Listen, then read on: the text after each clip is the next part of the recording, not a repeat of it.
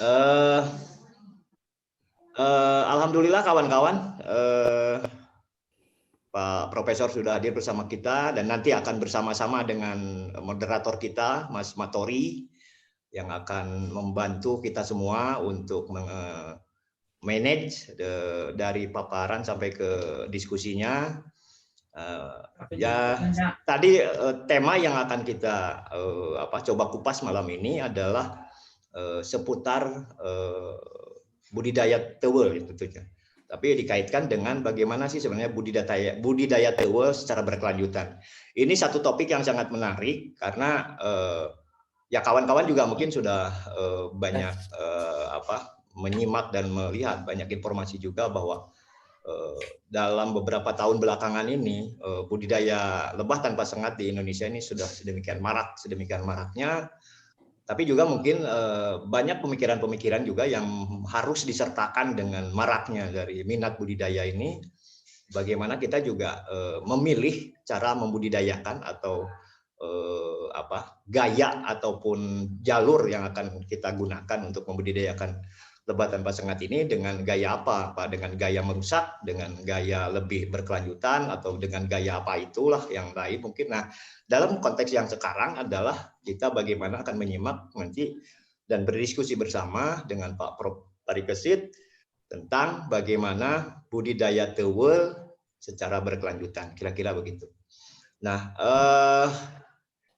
tidak ada yang istimewa sebenarnya dari agenda ini berkaitan dengan tadi di latar belakangi oleh sebuah penandaan gitu, memasukinya tahun ketiga dari sebuah WA group, hanya sekedar WA group. Tapi sejauh yang kami alami di grup WA itu, dari tahun 2019 sudah banyak kita berbicara, sudah banyak kita saling berbagi pengetahuan sedemikian rupa, sehingga sampai sekarang alhamdulillah keanggotaannya juga tidak pernah kurang daripada 250-an lebih, bahkan sering-seringnya ya mentok gitu kan, habis kursi selalu penuh, bahkan di luar juga nunggu, ada kawan-kawan yang sampai sekarang juga menunggu, siapa tahu ada kursi kosong gitu kan, bisa ikut gabung dengan kita di WA group Stimulus Bee Center ini. Kawan-kawan dari luar juga saya undang untuk kesempatan sekarang, karena ini kesempatan yang sangat berharga untuk kita. Jadi tidak ada eksklusivitas, tidak ada ego kelompok gitu ya. Dalam konteks yang sekarang kita terbuka, kita siapapun boleh ikut dan menyimak bersama apa yang disampaikan oleh Pak Prof. Parikesit, dan juga kita akan sama-sama diskusi nanti yang akan dipandu oleh Mas Matori Alwusto. Nampaknya saya tidak juga terlalu harus cukup banyak menghantar, gitu aja. Mungkin di dalam teks WA dan di Facebook juga sudah saya sampaikan latar belakangnya apa, kira-kira gitulah. Pokoknya yang penting sekarang kita akan fokus dan secara antusias kita akan sama-sama berbicara dan menyimak terlebih dahulu apa yang disampaikan gagasannya oleh Pak Profesor Parikesit. Dan untuk itu saya langsung saja serahkan kepada moderator kita yang sudah siap, kalau nampaknya siap 100%. Bagaimana Mas Matori? Sudah siapkah? Siap. Siap, Oke.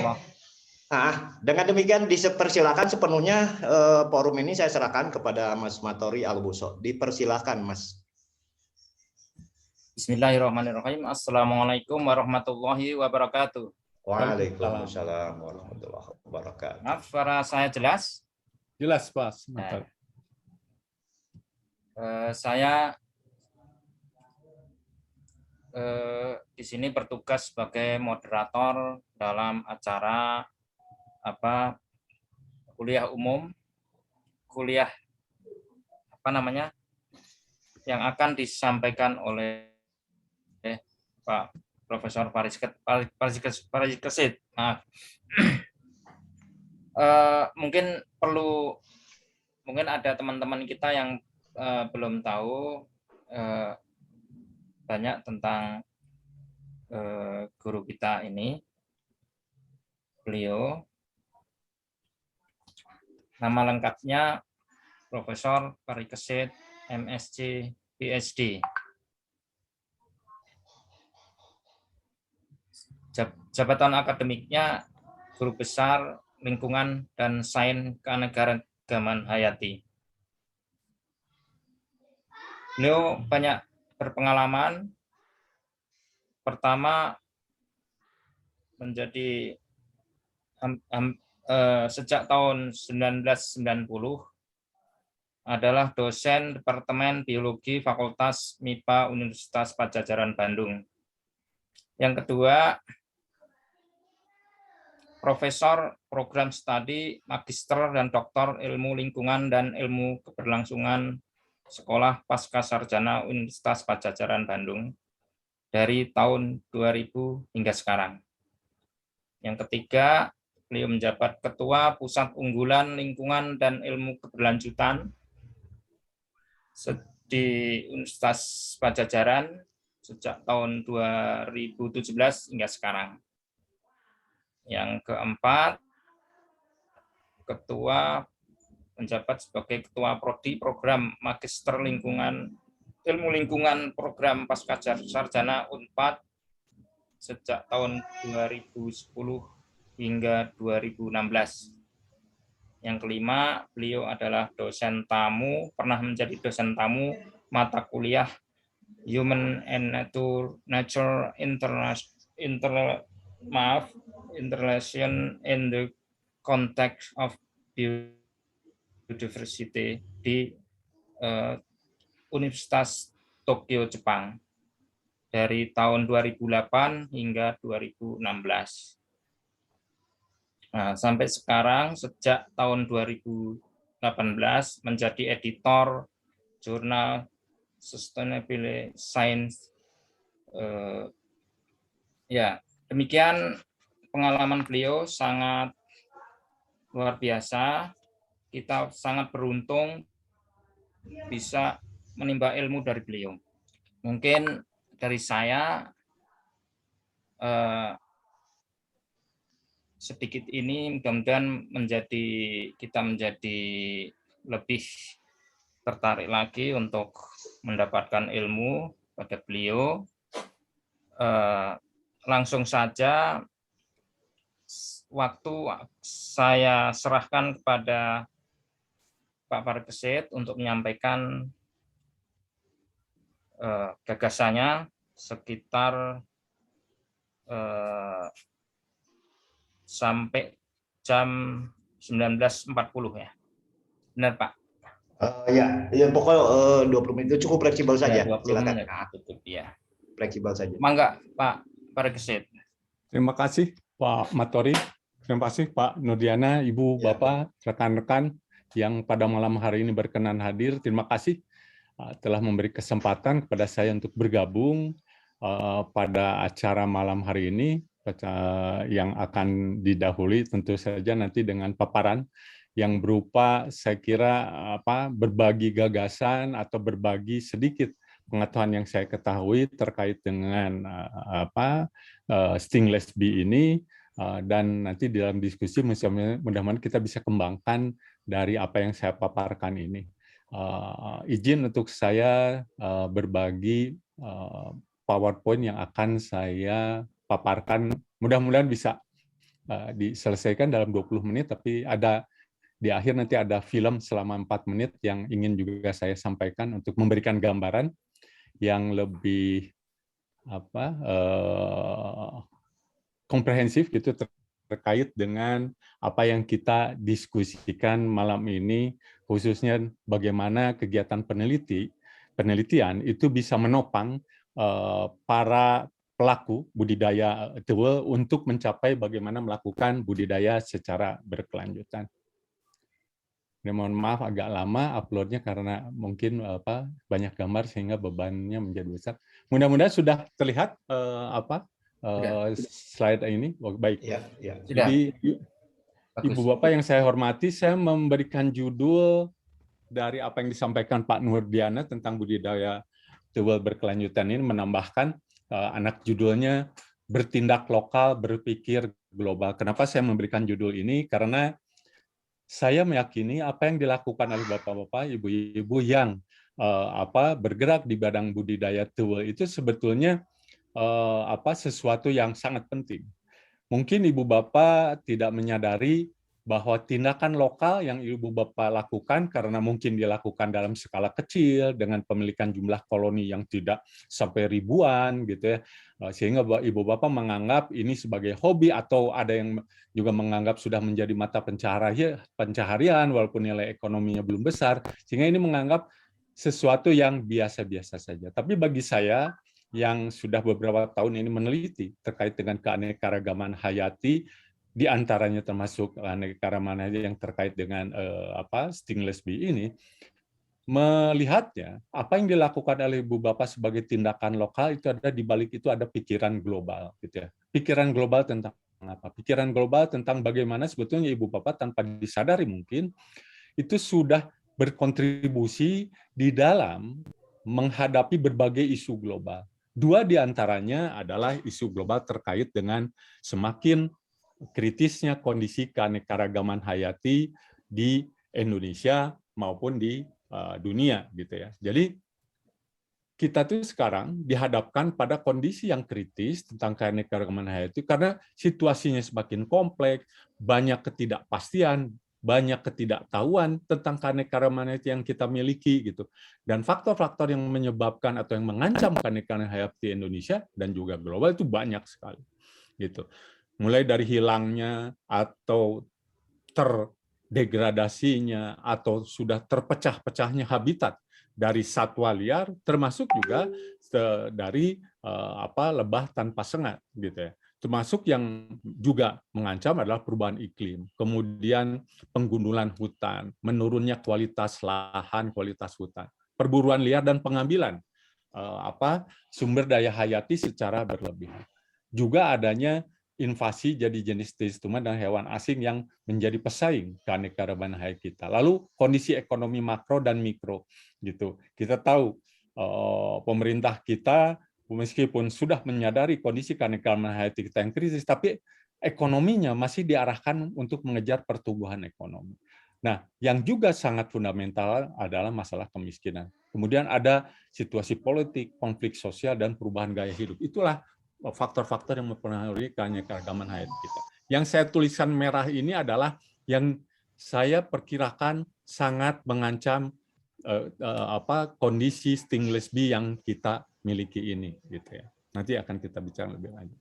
Itu tentang isu global menyangkut krisis keanekaragaman hayati. Yang kedua, itu adalah tentang perubahan iklim. Saya kira Ibu Bapak sudah sering mendengar perubahan iklim ini. Dan sekarang perubahan iklim ini dianggap sebagai peristiwa alam yang paling mengancam kehidupan di muka bumi. Kenapa? Karena semua aspek-aspek kehidupan dan kebutuhan hidup manusia itu sekarang mengalami perubahan akibat perubahan iklim. Misalnya saja ketersediaan air. Di gambar ini, mohon maaf ini gambar tidak jelas, tapi paling tidak saya bisa menggambarkan bahwa diperkirakan suhu bumi ini akan terus meningkat, gitu ya, akan terus meningkat. Kemudian peningkatan suhu bumi ini akan mengancam berbagai aspek kehidupan kita. Ketersediaan air yang paling vital bagi kehidupan manusia. Kemudian terhadap ekosistem di mana kita tinggal, gitu ya. Ekosistem ini terancam dengan meningkatnya suhu, itu akan banyak spesies yang punah. Bahkan mungkin juga ini akan terjadi pada berbagai spesies lebah yang ada di muka bumi, gitu ya. Nah, para negara-negara di dunia sepakat bahwa suhu bumi ini di akhir abad ini atau sampai dengan tahun 2050 itu diharapkan jangan sampai naik lebih dari 1,5 derajat Celcius. Lebih dari itu akan banyak penderitaan yang diderita oleh umat manusia, termasuk juga keanekaragaman hayati. Kenapa? Karena ancaman juga akan menyangkut masalah ketersediaan makanan. Bagaimana daerah pesisir akan semakin terancam, pulau-pulau kecil juga akan hilang.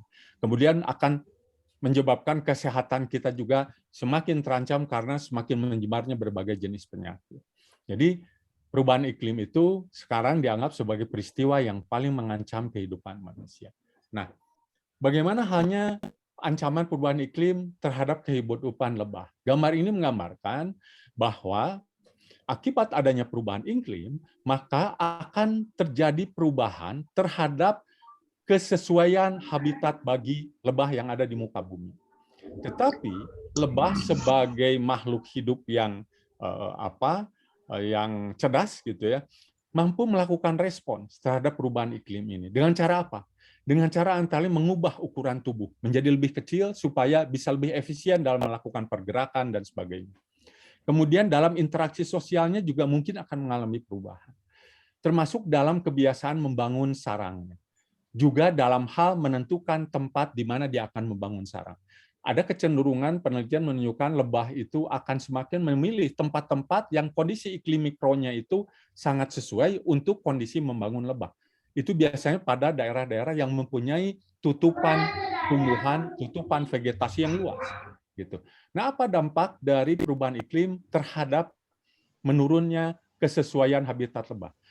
Maka akan menurunkan peran lebah di ekosistem dalam hal misalnya menyerbuki berbagai jenis tanaman yang menjadi sumber makanan kita. Kita tahu minimal 70% dari jenis-jenis tanaman pertanian itu menghasilkan berbagai produksi pangan untuk kebutuhan manusia melalui penyerbukan oleh lebah. Jadi perubahan iklim itu akan menyebabkan dampak yang negatif terhadap lebah yang akhirnya akan menyebabkan ekosistem juga mengalami perubahan fungsi. Jadi itu yang sudah kita ketahui ancaman perubahan iklim terhadap kehidupan lebah. Nah, akhir-akhir ini mungkin Ibu Bapak sering mendengar kematian lebah secara massal. Penyebabnya ada yang sudah diketahui, ada yang masih dipertanyakan. Katanya karena penggunaan pestisida yang berlebihan dan itu membuat kematian lebah secara massal. Betul, di daerah di mana habitat lebah di dekat daerah pertanian. Bagaimana halnya kalau jauh dari daerah pertanian dan ditemukan kematian lebah seperti yang terjadi di Illinois di Amerika Serikat sejak tahun 2014. Baru ketahuan setelah 5 tahun, kemungkinan salah satu penyebabnya adalah serangan virus yang tadinya tidak ganas, kemudian begitu masuk ke dalam tubuh lebah menjadi ganas. Pertanyaannya, kenapa virus yang tadinya tidak ganas menjadi ganas begitu dia menggunakan lebah sebagai inangnya? Sampai sekarang belum diketahui. Kemungkinan adalah karena perubahan iklim yang menyebabkan perubahan perilaku dari virus dari yang tadinya tidak jahat menjadi jahat. Gitu. Ini juga yang menarik Ibu Bapak sebagai praktisi yang sehari-hari kontak langsung dengan lebah untuk mengamati, betul tidak lebah yang Ibu Bapak budidayakan ukurannya semakin kecil, ada perubahan interaksi sosialnya, ada kebiasaan untuk bersarangnya berbeda dengan yang lalu-lalu. Kemudian yang menjadi misteri sampai sekarang, banyak koloni lebah yang mati dalam jumlah jutaan, tetapi tidak pernah ditemukan satu ekor bangkai itu, satu ekor bangkai. Ini yang menjadi misteri. Itu kenapa kematian lebah dalam jumlah besar tetapi tidak ditemukan bekas. Nah, di sisi lain yang menggembirakan adalah kehadiran Ibu Bapak ini, gitu ya, sebagai praktisi pengelola pembudidaya lebah yang tentunya saya yakin tujuannya tidak semata-mata untuk ekonomi jangka pendek. Jadi dengan adanya ancaman terhadap lebah ini bermunculanlah para pencinta lebah ini melakukan gerakan-gerakan yang antara lain melalui slogan berbuat lebih baik terhadap lebah. Dengan cara apa? Dengan banyak cara. Di sini contohnya ada 5 cara untuk berbuat lebih baik kepada lebah, yaitu dengan menyediakan beragam bunga. Kemudian juga meningkatkan keanekaragaman bukan hanya jenis-jenis bunga, tapi juga pohon-pohonan yang lain. Gitu. Karena lebah sendiri kan kita tahu tidak hanya memproduksi madu, tapi juga memproduksi propolis misalnya ya, dari resin yang diambil dari tumbuhan. Lalu juga mengurangi kegiatan membersihkan lahan. Kalau tidak diperlukan, tidak perlu dibersihkan biar bunga-bunga yang liarnya menjadi sumber pakan lebah. Lalu menggunakan praktek pertanian organik tanpa pestisida. Gitu ya. Dan juga memahami bahwa lebah itu menghasilkan madu, bipolen, propolis yang utamanya untuk kesehatan manusia. Nah, di gambar sebelah kanan, yang atas dan bawah, ini contoh yang dilakukan di beberapa kota di Belanda. Mereka tidak punya hutan.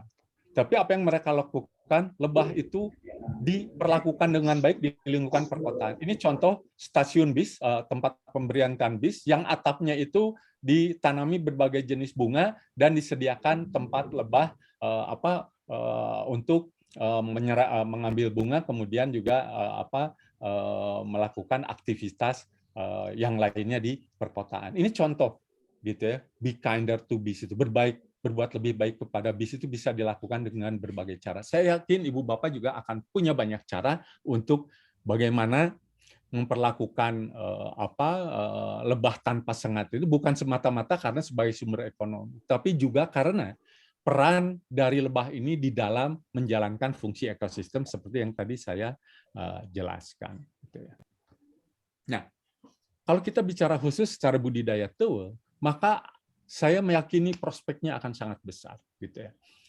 Kalau kita lihat prospeknya, lebah itu multiflora. Dia mengambil nektar, resin maupun polen dari beragam jenis tumbuhan dan tanaman. Dan ini penting untuk konservasi keanekaragaman hayati, baik yang dilakukan secara lokal oleh ibu bapak masing-masing secara individual, atau kalau ibu bapak se-Indonesia melakukan budidaya teuel yang sifatnya multiflora ini, maka konservasi keanekaragaman hayati itu terjadi pada tingkat nasional.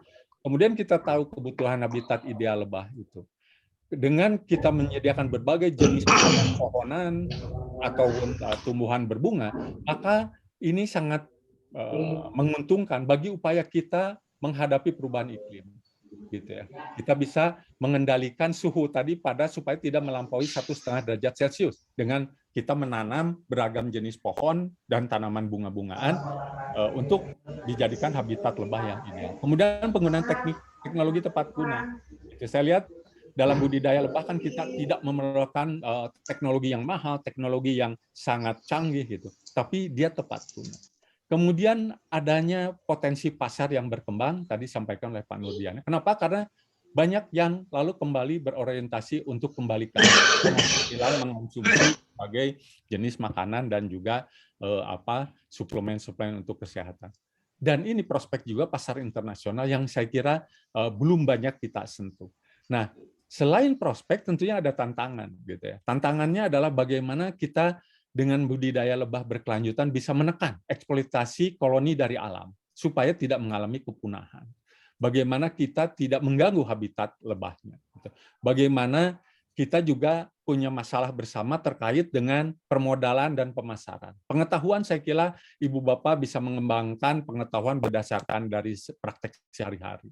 Kemudian tantangan juga mengembangkan kemitraan secara pentahelix. Kemitraan berdasarkan 5 mitra. Pemerintah, kalangan swasta, bisnis, perguruan tinggi, lalu organisasi masyarakat, dan juga media. Bagaimana 5 ini bisa kita upayakan membantu ibu bapak dalam membudidayakan teuel ini secara berkelanjutan. Nah, ini mungkin yang bisa kita diskusikan di komunitas budidaya para pembudidaya teuel ini untuk menjadi pemikiran bersama. Nah, Ibu Bapak yang saya hormati, saya meyakini budidaya teuel ini merupakan suatu solusi yang berbasis alam di dalam menghadapi perubahan iklim dan krisis keanekaragaman hayati. Ini contoh tentang solusi berbasis alam yang diusulkan oleh lembaga internasional yang bergerak di bidang konservasi, yaitu WWF, World Wildlife Fund ini. Mereka mengusulkan bahwa kita sekarang harus lebih bersahabat dengan alam dalam mencari solusi menghadapi perubahan iklim dan krisis keanekaragaman hayati. Saya menyampaikan budidaya teuel akan sangat pas, akan sangat relevan untuk mencari solusi berbasis alam. Kenapa? WWF itu membagi pencarian solusi berbasis alam bisa dilakukan di lingkungan yang masih alami, di hutan, di lingkungan yang ada unsur alamnya, tetapi sudah hadir kegiatan manusia. Jadi ada hutannya, ada pertaniannya. Bahkan solusi berbasis alam bisa juga dilakukan di perkotaan. Lebah teuel ini, lebah tanpa sengat ini, bisa berada di hutan, bisa berada di lingkungan di mana hutan dan pertanian berada, bisa bahkan di lingkungan perkotaan. Gitu ya. Nah, jadi ini menjadi pemikiran bersama kita bagaimana ke depan kita bisa membudidayakan lebah pada beragam ekosistem termasuk ekosistem yang sudah betul-betul diintervensi oleh manusia, misalnya ekosistem perkotaan. Bisa tidak kita misalnya mengombinasikan taman kota dengan budidaya lebah? Saya yakin bisa. Kenapa? Karena taman kota tujuannya estetika, maka dalam hal tujuan estetika akan banyak beragam jenis bunga yang ditanam. Tinggal nanti disesuaikan bunga apa yang sesuai sebagai sumber nektar di taman kota misalnya. Itu contoh tentang solusi berbasis alam yang bisa dikontribusikan oleh ibu bapak sekalian dimanapun ibu bapak membudidayakan lebah tanpa sengat ini. Ini contoh lain yang diusulkan bagaimana kita menghadapi perubahan iklim dan juga krisis keanekaragaman hayati dengan memadukan pendekatan landscape multifungsional. Dan kembali saya bisa tegaskan bahwa budidaya tewel ini akan sangat relevan untuk mengembangkan landscape yang multifungsional. Apakah itu di lingkungan hutan, apakah itu lingkungan campuran ekosistem alami dan ekosistem gunaan manusia, atau di ekosistem yang sudah termodifikasi, seperti yang tadi disebutkan oleh WWF. Jadi ini kembali contoh prospek bagaimana budidaya tewel itu bisa berkelanjutan dengan mengadopsi ilmu pengetahuan modern. Gitu. Ini kalau ibu bapak lihat ilustrasi yang saya perlihatkan yang tadi dengan sekarang itu baru digagas tahun 2020. Jadi baru 1 tahun yang lalu.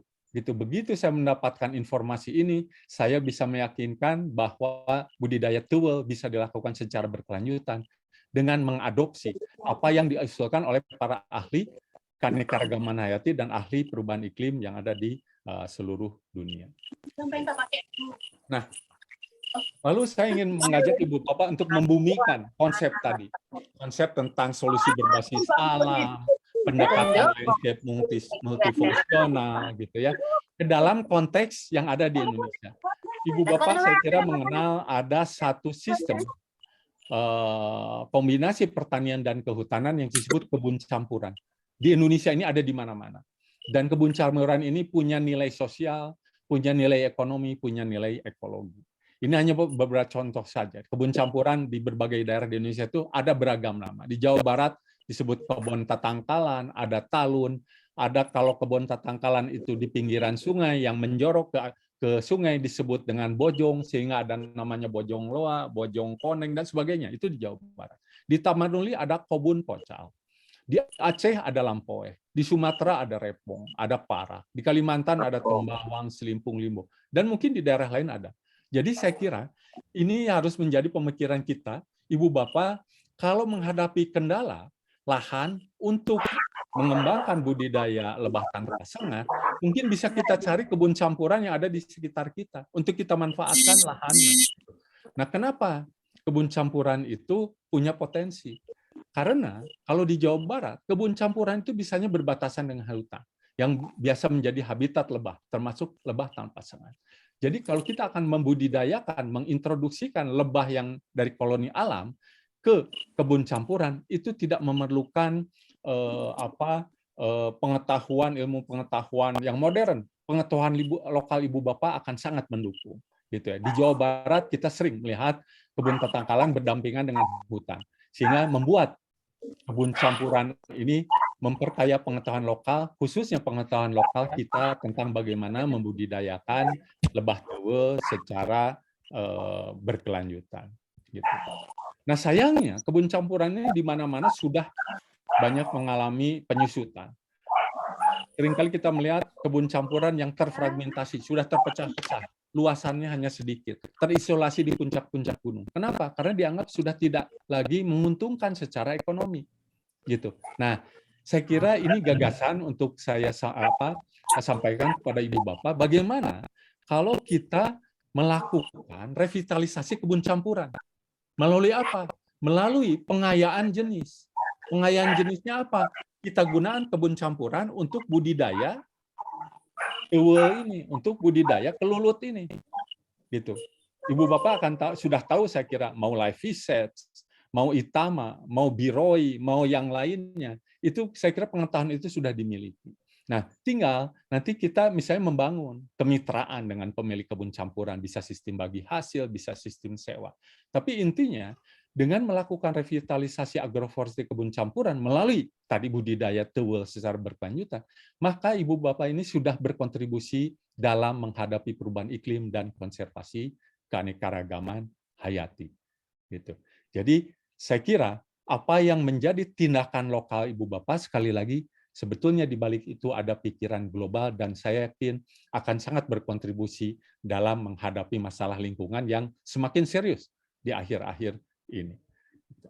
Nah, sebagai penutup, saya ingin memutar film selama 4,5 menit untuk menambahkan ilustrasi bahwa apa yang dilakukan oleh ibu bapak dalam budidaya tewel secara berkelanjutan itu memang perlu didukung oleh kegiatan penelitian supaya budidaya itu betul-betul berkelanjutan. Dia punya dimensi ekonomi tentu saja, ada dimensi sosialnya, dan ada dimensi secara ekologi dan lingkungan.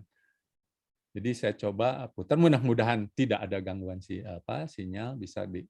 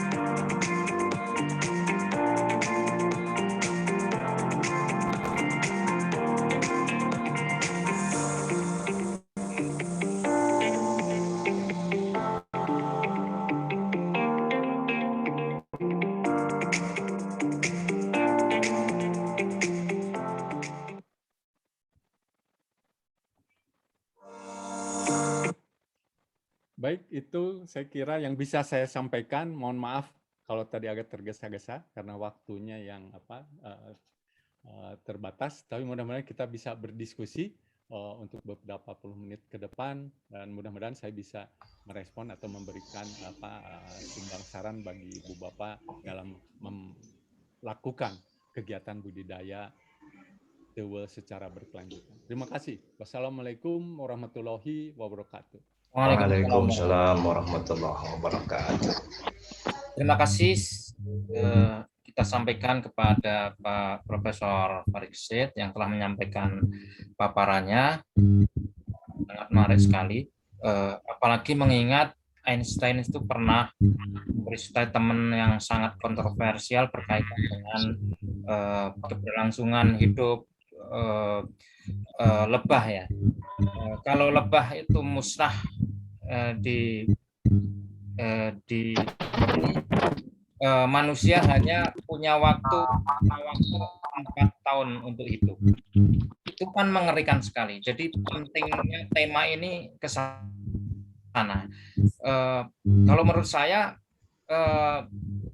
pemerintah atau kita para pegiat perlebahan ini hendaknya kalau bisa mendorong kepada pemerintah untuk apa? Para peternak itu harusnya disubsidi. Bukan hanya soal ekonomi ini, tapi ini soal keberlangsungan kehidupan manusia di Indonesia terutama. Sangat menarik, tapi karena waktu mungkin langsung saja kalau ada sesuatu yang ingin disampaikan, pertanyaan maupun pancingan diskusi, monggo langsung saya berikan waktu pada teman-teman untuk disampaikan sesingkat mungkin. Mangga. Sebut nama. Mungkin perlu kalau yang mau unjuk jari perlu mute-nya diaktifkan. Di sini ada Mas Yunardi, ada dari berbagai provinsi ada ini kayaknya ya. Dari Aceh, dari Kalimantan, dari Purwokerto. Karena sekarang mulai tumbuh ternak-ternak baru atau penggemar pecinta perlebahan. Meskipun di kota dia memelihara lebah mungkin dalam rangka latihan mengamati lebah atau sebagai studio penelitian. Ya, mangga. Mas Yunardi. Assalamualaikum. Bisa, Pak? Langsung perkenalkan. Perkenalkan, saya kedengaran suara saya, Pak? Ya. Ya. Oke, perkenalkan saya Pak Samsul Bahri. Jadi saya sih sebenarnya dari instansi saya namanya Bioinfo. Jadi kami berperan di Biodiversity untuk khusus keanekaragaman hayati yang berlokasi di Bogor, jadi semacam konsultan, Pak. Oh, Bogor. Nah, ya, jadi mungkin sangat menarik, Pak ya, yang pemaparan dari Pak Prof. Pariksit, Pak ya. Jadi kami yang khususnya untuk yang mengenai tentang keanekaragaman hayati ini memang biasanya kita berpikir hanya melihat yang ukuran besar saja, Pak ya, tanpa melihat yang ukuran kecil biasanya gitu ya. Tapi dengan saya ikut di salah satu pemaparan Bapak ini, jadi kami bisa terbuka. Jadi yang ingin saya mungkin sampaikan ada ataupun beberapa pertanyaan untuk Prof. Yang pertama, kalau dari gambaran Prof sendiri mengenai untuk budidaya kelut ya, seperti apa perkembangan sekarang, bagaimana masa depan untuk budidaya kelut ini di khususnya kita di Indonesia ini, karena saya lihat tadi Prof udah sampai ke Jepang ya untuk bisa ngetes di sana sampai bahkan menghasilkan produk. Kemudian yang kedua, untuk jenis spesies khususnya untuk kayak Trigona ya, Stenggelbis ini antara Pulau Jawa dan Pulau Sumatera mungkin ada berbeda ya, Prof. Kalau tidak salah, saya kurang paham. Pernah mendengar kalau di Sumatera ada yang dibilang Trigona Itama ya. Nah, mungkin kalau salah, mungkin nanti orang diluruskan. Kalau di Jawa ya, saya dengar biasanya yang jenisnya yang kecil. Seperti kira-kira dari kedua jenis spesies yang Trigona itu, apakah memiliki jenis perbedaan dari segi lingkungan, artinya dalam hal ini menghasilkan satu madu ya, misalnya kalau madu yang di daerah Sumatera itu dan di Jawa itu seperti apa sih, Prof, ininya perbedaannya? Apakah ada perbedaan enggak kalau dari segi madu? Mungkin itu saja dulu, Prof. Saya kembalikan ke Pak Motori, Pak. Terima kasih. Terima kasih Mas Samsul Bahri dari Bogor. Menarik ini dari peserta peneliti ya. Mungkin langsung saja atau ada yang lain? Ya, mungkin sambil menanti pertanyaan lain, langsung saja saya sampaikan kepada Profesor. Terima kasih Pak Matori dan Pak Samsul Bahri. Tadi pertanyaannya menarik ya. Jadi saya punya keyakinan gitu ya bahwa prospek dari madu ataupun produk lainnya dari lebah tanpa sengat ini punya prospek yang baik gitu ya. Selama tadi kita kelola dengan baik dan menggunakan prinsip-prinsip berkelanjutan itu. Kenapa? Karena pasar-pasar internasional ini sudah mengarah ke sana. Jadi kalau kita punya produk diambil dari alam secara berwawasan lingkungan, menggunakan prinsip-prinsip berkelanjutan, prospek untuk di pasar internasionalnya lebih besar. Karena pasar internasional karena menginginkan produk itu diproduksi secara berwawasan lingkungan. Nah, tetapi saya kira inilah perlunya kerjasama, gitu ya. Kalau bisa itu ada pembagian tugas, gitu ya. Bapak Ibu yang bergerak di bidang budidaya, berproduksilah dengan baik yang tadi menggunakan prinsip berwawasan lingkungan berkelanjutan. Nah, bermitralah dengan yang mempunyai akses untuk masuk di pasar, termasuk pasar internasional. Jadi jangan repot-repot kita memproduksi sampai mengekspor gitu ya. Kita berbagi tugas saja karena ini produk baru, produk yang masih harus diperkenalkan ke masyarakat luas, masyarakat internasional melalui proses edukasi. Nah, Ibu Bapak, mungkin perannya ada plusnya adalah tidak sekedar memproduksi madunya, tetapi juga mengedukasi supaya konsumen itu memahami apa sih keuntungan mengonsumsi madu yang dihasilkan oleh lebah tanpa sengat ini, gitu. Bicara manfaatnya, gitu ya. Nah, penelitiannya itu akan mahal, Pak. Kalau diandalkan, kalau ditunggu supaya mendukung manfaat secara ilmiah itu. Tetapi bisa dari testimoni-testimoni itu, gitu. Yang nanti testimoni-testimoni ini bisa kita pilih mana yang kita dahulukan untuk dibuktikan secara ilmiah, gitu. Nah, sekarang kebetulan saja kami ada akses ke lab yang bisa menganalisis berbagai komponen yang ada di madu tewe itu sebagai langkah awal, gitu ya. Sebagai langkah awal kandungannya apa? Karena menariknya madu tewe ini kan rasanya beragam. Ini menyangkut ke pertanyaan berikut dari Mas Samsul. Apakah berbeda itu antara Itama dengan Live-Safe? Jangankan antara jenis yang berbeda, di antara spesies yang berbeda dipanen pada waktu yang berbeda, pada musim yang berbeda, rasanya bisa berbeda. Ini keunggulan ini yang harus kita tonjolkan. Apa nih ya yang harus kita edukasikan terkait dengan rasa yang berbeda ini, gitu. Satu hal yang menjadi tantangan kita sebagai pembudidaya atau pegiat madu tewe, dengan rasa yang berbeda-beda itu akhirnya kan rasa tidak bisa distandarkan.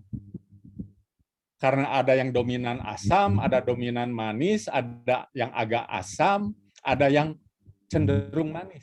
Dan itu harus diyakinkan ke konsumen ini bukan palsu. Karena multifloranya ini dari sifatnya lebahnya ini tergantung bunganya, gitu. Nah, Sekarang bisa tidak kalau kita rekayasa supaya ada yang memproduksi madunya, ada yang memproduksi misalnya bipolennya atau propolisnya. Menurut saya bisa. Itu dari rekayasa jenis-jenis bunga atau pohonnya. Gitu. Inilah tadi, kalau kita bisa merevitalisasi kebun campuran, kita melakukan pengayaan itu bisa direncanakan. Oh, saya ingin memproduksi bipolennya, gitu, supaya tidak terlalu bersaing dalam hal memasarkan madunya. Maka tanamlah jenis-jenis yang menjadi sumber bipolen misalnya, gitu ya. Pengalaman saya sekarang itu dengan Pak Nur, kebetulan saya punya kebun campuran, lalu saya introduksikan koloni Liviceps. Setelah panen ketiga kali, itu selalu bipolen yang banyak, madunya itu sedikit dan selalu asam. Lalu saya penasaran ke Pak Nur mau saya ganti itu Liviceps dengan Itama, saya tukar Liviceps dengan Itama. Apa yang terjadi? Itama sekarang tetap memproduksi bipolen, madunya sedikit. Jadi ini kelihatannya adalah komposisi dari sumber pakan lebah itu yang sama-sama disukai oleh Itama maupun oleh Liviceps. Nah, kalau daerah berbeda, tadi pertanyaan Pak Mas Samsul, kelihatannya mungkin akan berbeda juga. Dominan madu, rasa madunya akan berbeda. Jadi antara Itama dengan Liviceps, jangankan antara Sumatera dengan Jawa, di tempat yang tidak berjauhan pun mungkin dari sisi rasa akan berbeda. Gitu ya. Itu mungkin yang bisa saya sampaikan. Nanti Kang Nur lebih paham tentang pertanyaan dari Pak Samsul, bisa menambah. Itu mungkin yang bisa saya respon. Terima kasih. Mudah-mudahan menjawab secara garis besar untuk Pak Samsul. Ya, terima kasih Prof. Mungkin ada yang lain? Sambil menunggu yang lain, barangkali Pak Nur mau menambahkan? Saya pikir juga ya cukup. Sementara kalau dengan bahasa saya sendiri, yang saya juga memang masih sangat pemula ya, masih sangat awam dalam dunia perkebunan ini. Yang bisa saya katakan adalah variasi itu bisa terjadi dari dua dimensi, dimensi ruang, yaitu perbedaan daripada lokasi, dan juga dimensi waktu. Dan ada yang kemudian dua dimensi juga berimpitan. Berarti dalam satu lokasi bisa secara timeline itu juga tadi bisa berubah gitu karakter madunya. Kemudian juga dari ruang tadi yang sudah disampaikan oleh Pak Prof. Mungkin kira-kira itu aja. Secara prinsip bahwa variasi madu itu bisa terjadi dengan dua dimensi ruang, lokasi yang berbeda, atau dimensi waktu. Bisa saja dalam satu lokasi untuk musim bunga yang berbeda, itu jelas. Nah, ini juga bagaimana kita bisa merancang sedemikian rupa desain vegetasi lebah kita sebagai pembudidaya. Kita tidak hanya kemudian secara membabi buta memilih jenis yang secara populer menurut kawan-kawan yang lain, oh ini disukai, itu disukai. Tapi bagaimana kita punya kemandirian juga dalam mendesain formasi dan komposisi dari vegetasi lebah yang kita miliki juga masing-masing gitu. Jadi kalau saya sih sebelum kita kemudian memilih jenis tanaman, tumbuhan untuk pakan lebah kita, saya membaginya mengidentifikasi dulu ada 3 bagian kategori besar. Apakah lokasi yang kita miliki ini adalah lebih cenderung kita arahkan menjadi vegetasi yang sifatnya natural, existing gitu, nggak usah direkayasa lagi, misalkan di pinggir hutan atau bagaimana, atau bahkan di dalam hutan mungkin gitu. Nah, atau tipe yang lain, kategori yang lain, kita punya juga potensinya di lokasi kita itu adalah campuran, misalkan mix antara existing vegetasinya dengan yang kita rekayasa, kita mix juga dengan mengintroduksi jenis-jenis yang lain yang sebelumnya belum ada di situ. Atau bahkan kita yang kalau di perkotaan bisa mendesain secara penuh artifisial gitu, vegetasi yang buatan kita gitu, dari komposisi maupun dari formasinya, dari banyaknya jumlah masing-masing individu, kelimpahannya segala macam. Itu sebenarnya yang harus dipikirkan terlebih dahulu kalau menurut pendapat saya, sebelum kita kemudian secara acak membabi buta mengambil jenis-jenis untuk diintroduksikan di tempat kita gitu. Pertama dari sisi bisnis juga, katakanlah budidaya kita kan juga mungkin harus ada rasionalisasi bisnisnya. Katakanlah investasinya itu, investasi harus efisien gitu. Jangan sampai kita menanam tanaman yang sumber nektar atau polen itu, padahal di lokasi kita sendiri ada tanaman liar yang justru lebih disukai gitu. Makanya banyak kejadian juga kawan-kawan bertanya-tanya kok di tempat asalnya ini rame ini, tapi di sini kok jadi sepi gitu, nggak dikunjungi lebah gitu. Itu ada kemungkinan tadi bahwa preferensinya tidak kena gitu, tidak dapat gitu dari apa tanaman yang kita tanam. Dia lebih cenderung preferensinya justru yang ke tanaman existing gitu. Kira-kira begitu mungkin yang saya bisa sampaikan. Tadi yang saya lihat mungkin ke Pak Moderator nih, Pak Matori ada yang angkat tangan tadi siapa gitu, ada raise hand tadi, mungkin mohon minta kesempatan untuk bertanya. Silakan kembalikan ke Pak Matori. Ya, langsung saja siapa? Kalau nggak ada mungkin ini saya bacakan di chat dari Afririo. Afririo. Jadi ditujukan kepada siapa? Tapi perlu saya bacakan karena ada pertanyaan untuk Pak Profesor. Presentasi yang menarik. Saya ada pertanyaan bagaimana pendapat Profesor tentang migrasi lebah yang disengaja, misalnya jenis biroi yang berasal dari Sulawesi dibawa ke Sumatera atau Jawa. Apakah sedikit banyak berpengaruh pada jenis kelulut lokal? Karena ada salah satu KPH di Sumatera yang memilih biroi dibanding jenis lokal utama maksudnya sebagai salah satu kegiatan perlebahannya. Ada lagi ini mungkin perlu saya bacakan juga dari Bambang Rahmadi. Menarik sekali materi yang disampaikan karena mengintegrasikan antara konsep perlebahan, keanekaragaman hayati, dan perubahan iklim. Sangat direkomendasikan untuk bisa diajukan sebagai salah satu program unggulan di Kementerian Lingkungan Hidup dan Kehutanan, khususnya Dirjen KSDAE dan Dirjen PPI. Lebih khusus lagi terkait dengan program yang berbasis permudaan masyarakat. Ini ada dua yang mungkin meskipun nggak ditujukan kepada siapa, tapi maaf Pak Matori, maaf, saya jadi ingat sekarang ternyata yang tadi raise hand itu yang angkat tangan itu Om Jol Linot nih, abang saya dari Aceh nih. Oh, apa kabar Om Jol? Mungkin silakan langsung meminta izin ke moderator untuk bertanya. Mungkin silakan Om Jol. Mas Ya. Assalamualaikum warahmatullahi wabarakatuh. Waalaikumsalam warahmatullahi wabarakatuh. Mungkin sedikit perkenalan ya. Saya Zulkifli Yusuf atau sering disebut Om Jul Linot, asal Aceh.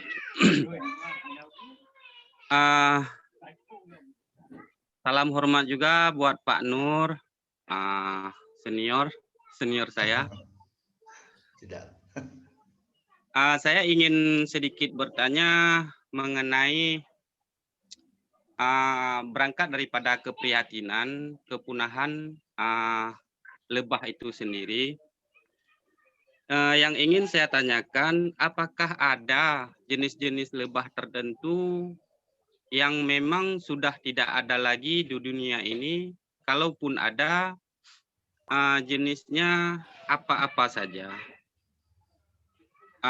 Kemudian saya sedikit menanggapi pernyataan Pak Matori tadi. Saya senang sekali mengenai subsidi pemerintah, Pak ya. Mudah-mudahan kita yang beternak lebah ini ada perhatian khusus dari pemerintah khususnya. Kemudian saya berharap juga ada sosialisasi khusus dari universitas terhadap peternak lebah supaya lebih teliti dan lebih terampil dalam segala hal termasuk dalam segi higienis. Kemudian saya berharap juga ada pelatihan khusus tentang produk turunan. Mungkin itu saja, Pak. Assalamualaikum warahmatullahi wabarakatuh.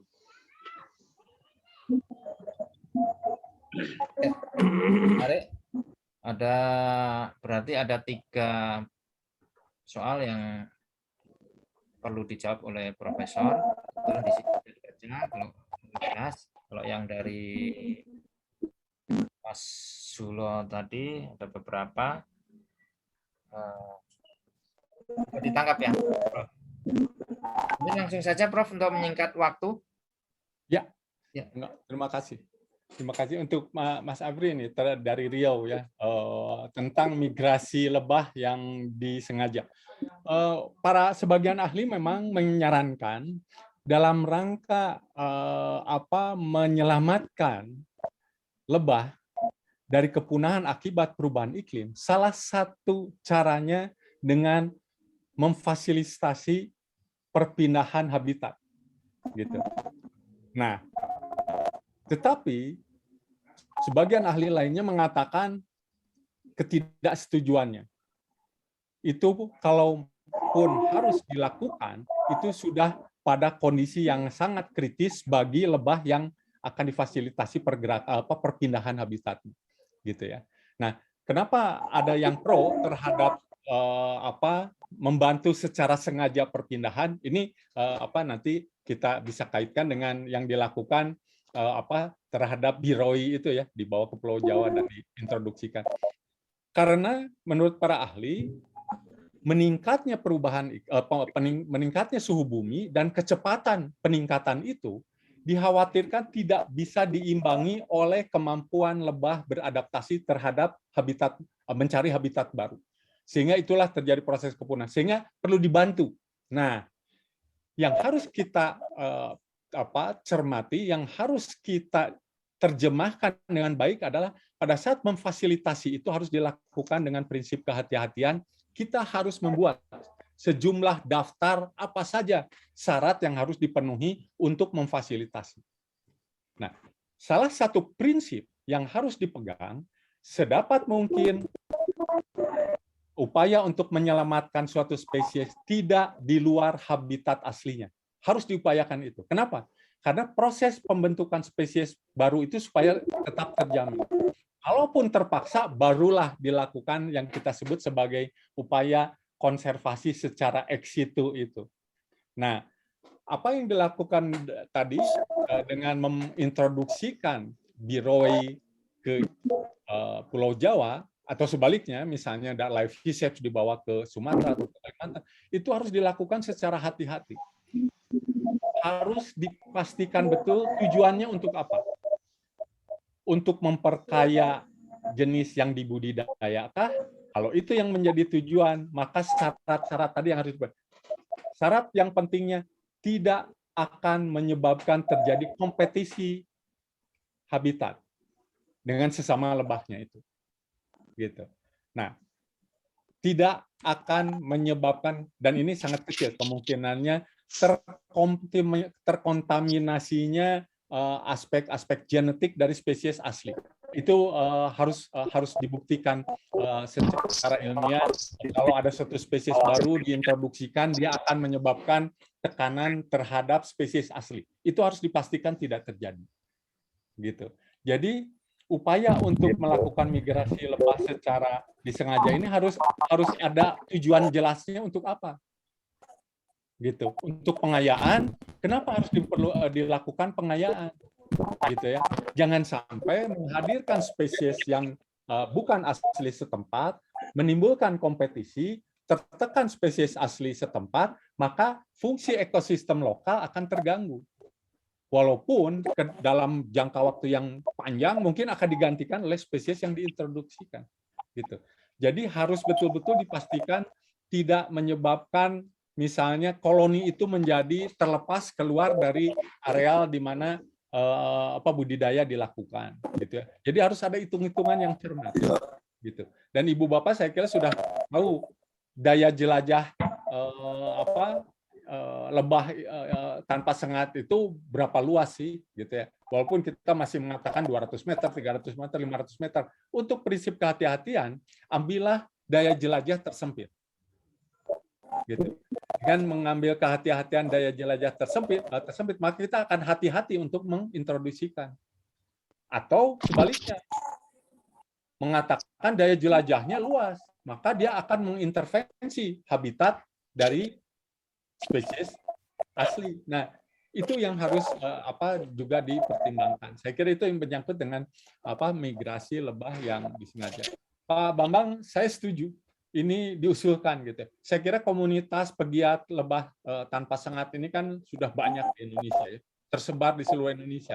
Bisa secara bersama-sama mengusulkan ke Kementerian dan Kehutanan membuat program-program yang tadi solusi berbasis alam dengan melalui budidaya lebah tanpa sengat. Saya kira suara ibu bapak akan didengar karena komunitas ini cukup besar ya, gitu. Tinggal nanti membuat suatu proposal, nanti insya Allah Unpad bisa membantu untuk bisa menyampaikan ke kementerian gagasan ibu bapak karena ini datang kebutuhan dari bawah. Kemudian untuk Pak Jondot ya, yang dari Aceh itu terkait dengan apa tadi saya nggak sempat mencatat tadi tapi saya kira sebagian besar itu kalau bisa mungkin Pak Nur yang bisa menjelaskan dari pengalaman praktisnya yang tadi. Pertanyaan khusus Pak Jon. Iya. Ya, saya juga agak sedikit hilang jejak poinnya apa tadi ya. Mungkin Om Jol juga sedikit intisarinya diulang mungkin. Lihat pelatihan khusus ya, Mas Jon. Jenis Pak, Prof. Ada nggak jenis-jenis tertentu yang memang dianggap sudah punah? Kalaupun ada, itu jenis-jenis apa saja itu, Prof?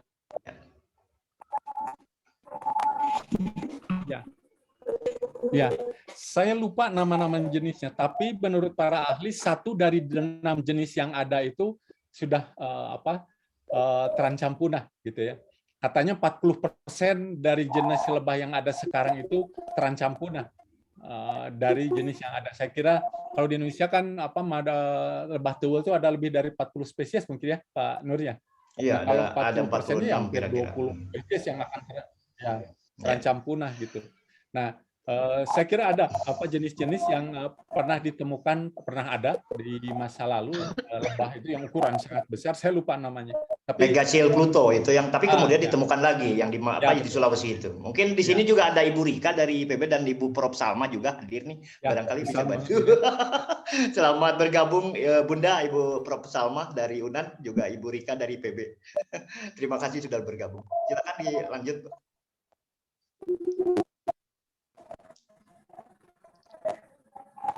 Oke. Yang dari silakan di manage lagi, dilanjut Pak Matori mungkin. Yang dari Pak Bambang Rahmati. Oh sudah ya. Mungkin ada ini dari Pak Ari Prastio. Bagaimana meyakinkan pihak dinas tempat bahwa budidaya lebah kelanceng bisa dijadikan komoditi daerah dan cara masuk ke dinas tempat, misal dinas peternakan. Ada lagi dari Ibu Umah. Ya, Umah Kini. Terima kasih atas materinya, Prof. Dan terima kasih kepada moderator. Saya ingin bertanya tentang jenis lebah yang dibudidayakan di Bali. Setahu saya hanya ada jenis Levisep, tetapi melihat di daerah lain ada jenis Itama dan Biroi. Banyak penghobi dan peternak mendatangkan dari luar pulau. Saya dengar banyak juga yang punah, tidak bisa beradaptasi dengan vegetasi lokal. Apa yang mesti diperhatikan peternak ketika mendatangkan jenis lebah lain non-lokal dan mengapa di suatu daerah hanya ada jenis meliponi tertentu saja? Ya, ini perlu dijawab, Prof. Langsung aja mungkin. Saya mungkin merespon yang dari Pak Ari ya. Nanti tolong Pak Nur yang dari Umah Kele itu. Ya. Saya kira untuk bisa meyakinkan dinas setempat bahwa budidaya kelanceng ini atau lebah tanpa sengat ini itu melalui bukti yang terlihat gitu ya. Seperti yang dilakukan oleh kelompoknya Pak Nur di Sumedang, itu kan diawali dari bawah. Setelah terlihat, itu dinas tertarik gitu. Walaupun kita tidak jangan terlalu berharap akan ada realisasi yang cepat. Banyak cara yang bisa ditempuh. Gitu. Misalnya bisa mengajukan proposal. Nah, syaratnya saya menyarankan membentuk kelompok dulu, jangan bergerak individual. Membentuk kelompok itu lalu melakukan usaha secara mandiri, walaupun jumlah koloninya baru sedikit. Setelah terlihat gitu bahwa berkembang, baru mengajukan proposal baik itu ke BUMN atau ke perusahaan swasta yang punya program CSR-nya, yang punya program corporate social responsibility-nya, gitu. Seperti yang sekarang dilakukan oleh kelompok yang di bawah binaannya Pak Nur. Mereka mendapat bantuan penguatan koloni dari Bio Farma karena Bio Farma punya CSR. Dan Bio Farma itu CSR-nya di seluruh Indonesia. Saya kira ini salah satu peluang. Kemudian juga Pertamina punya CSR yang bergerak dalam membantu pengembangan ekonomi lokal. Jadi sudah banyak. Hanya nanti tinggal bagaimana membuat proposalnya. Nanti Pak Nur saya kira bisa memberikan contoh proposal yang dibuat ke Bio Farma untuk mendapatkan bantuan itu. Sederhana sebetulnya gitu ya. Dan Ibu Bapak akan bisa membuatnya karena sudah punya pengalaman. Gitu. Itu mungkin yang bisa saya sarankan ke Pak Ari. Jadi jangan menunggu, mulai saja secara mandiri, walaupun kecil, tapi sudah ditunjukkan. Ini yang dilakukan oleh kelompoknya Pak Nurdiana di Sumedang, gitu kan. Punya koloninya tidak banyak, tapi karena menunjukkan perkembangan, lalu bisa mendapatkan bantuan penguatan koloni dalam bentuk bantuan koloni dari Bio Farma. Itu saya kira Pak Ari, salah satu cara ya, tentunya ada cara yang lain. Ada lagi yang lain Pak Profesor? Ya, tadi mungkin yang terkait di Bali kenapa hanya live safe, Kang Nur mungkin yang lebih paham ya kenapa di Bali budidayanya hanya live safe atau ada yang mendatangkan. Saya kira ini menjadi kecenderungan ya karena pertimbangan tadi produktivitas gitu. Live safe itu karena sedikit produksinya gitu karena kemampuan produksinya dibandingkan Itama, maka ada yang lebih tertarik untuk pengembangan ekonominya menggunakan Itama atau Biroi mungkin gitu ya. Itu lebih ke alasan ekonomi. Tapi kalau lebih ke alasan seperti salah satunya yang dilakukan oleh kelompoknya Pak Nur, bahwa tidak sekedar untuk tujuan ekonomi, tapi juga untuk memulihkan koloni di alam, dan di Sumedang itu memang liveseps, dressery, liveseps gitu ya, yang lebih umum ditemukan di ekosistem alam itu, maka upaya yang diperbanyakkan koloni melalui kegiatan splitting yang rutin itu adalah untuk liveseps dan mungkin nanti untuk dressery, karena ada rencana untuk mereintroduksi ke tempat-tempat bekas habitat dari liveseps yang sudah habis karena terlalu banyak diambil. Saya kira itu nanti ada berbagai skenario. Kalau ekonomi ya tentunya memilih yang lebih menguntungkan. Hanya tadi prinsip kehati-hatian harus diperhatikan. Gitu. Mungkin Kang Nur bisa menambahkan. Ya. Baik, sedikit saja mungkin sebenarnya sebagian besar pertanyaan dari Umah Kele, sahabat saya juga dari Bali ini juga memang sangat menarik apa yang ditanyakan, dan sebagian besar sebenarnya sudah, kalau menurut saya sudah dijawab juga oleh Pak Prof. Tapi mungkin sedikit akan saya coba ulas tentang mengapa di suatu daerah hanya ada jenis Meliponini tertentu, gitu ya, atau jenis spesies tertentu lah, karena untuk lebah tanpa sengat. Ya memang bahwa pada dasarnya ada terjadi, kalau dalam kaidah yang kita untuk di bidang ilmu ekologi ini sangat umum, di dasar-dasar ekologi juga bahwa akan terjadi spesiasi gitu untuk satu lokasi, bahwa yang bisa bertahan, yang bisa bisa survive di lokasi bersangkutan itu adalah yang memang betul-betul bisa beradaptasi dengan baik dengan kondisi yang ada di situ secara lokal. Nah ini otomatis tadi itu nyambung dengan bagaimana upaya-upaya introduksi lah, mendatangkan satu jenis yang ada di luar, itu kan lebahnya, kemudian dimasukkan ke dalam satu lokasi atau satu habitat. Nah, ini akan otomatis akan bagaimana dia akan juga berupaya sebenarnya untuk beradaptasi. Semua lebah punya kemampuan adaptasi, tapi tetap bahwa itu ada ambang batas. dia bisa saja gagal untuk beradaptasi. Sehingga saya merasa juga terkonfirmasi dengan laporan dari kawan-kawan yang mengimpor Itama misalkan dari Sumatera sampai ke Bali ada juga.